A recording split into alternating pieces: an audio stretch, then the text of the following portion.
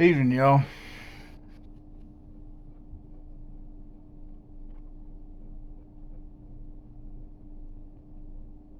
I was just watching the old Dabu. Talked about an Oklahoma gas plant blowing up. Surprise, surprise.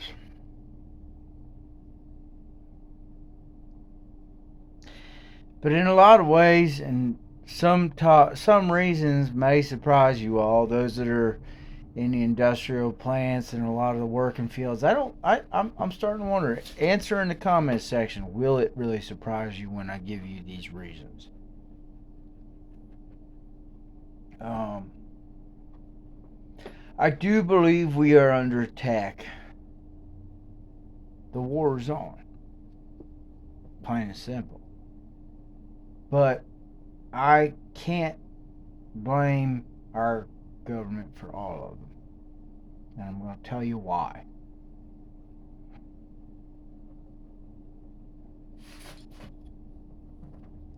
Most of the working men that are left these days, whether you're a welder, a machinist, a maintenance man, a millwright, you name it, steel worker, go down the list of the blue collar jobs. Look at the crop we got. They don't want to work. They don't pay attention to the things. Simple shit.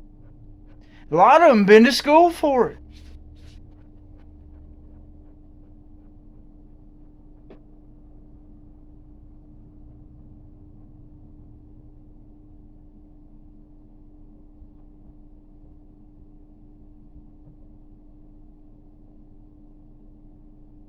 Haste makes waste.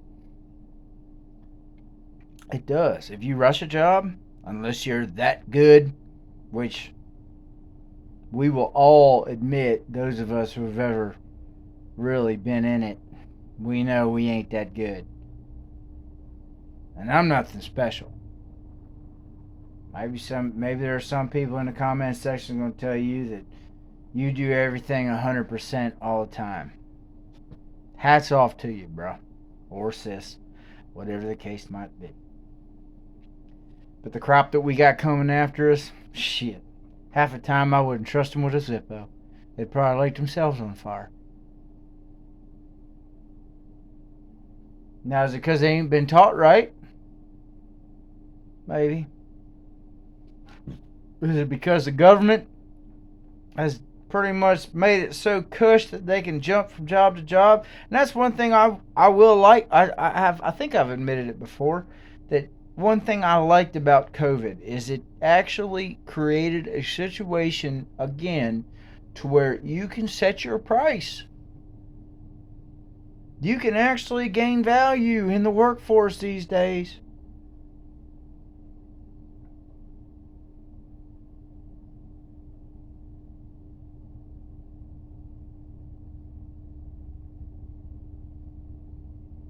I can't blame our government for all of it. And I never really have.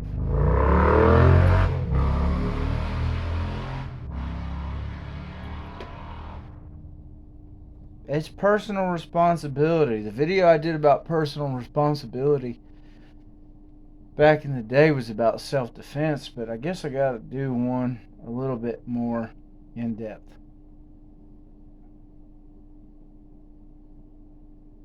My father used to tell me, because I used to be a little quick at the mouth. I know you all don't realize that. He used to say, think before you speak. He was being nice.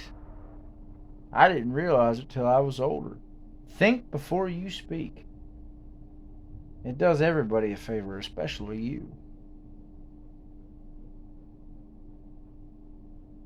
And I know some of my videos y'all can say, well, I don't think you were exactly following that order, Redbone. And I would say you're right. But in the state of times today, with haste makes waste and think before you speak, there is I'm going to touch on it again. One of my favorite authors, Louis L'Amour. He used to identify the craftsman as a man who had no wasted efforts.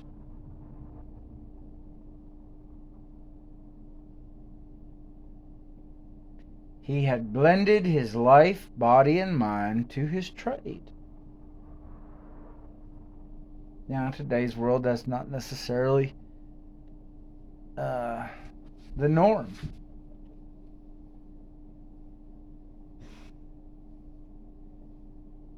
But when you get into situations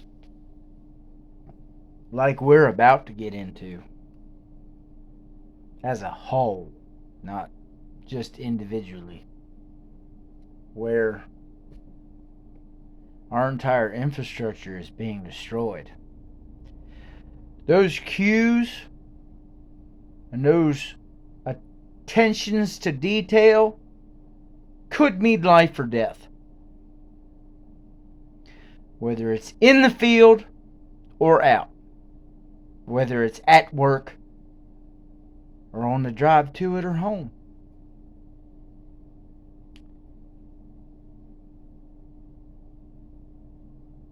Start changing your mindsets.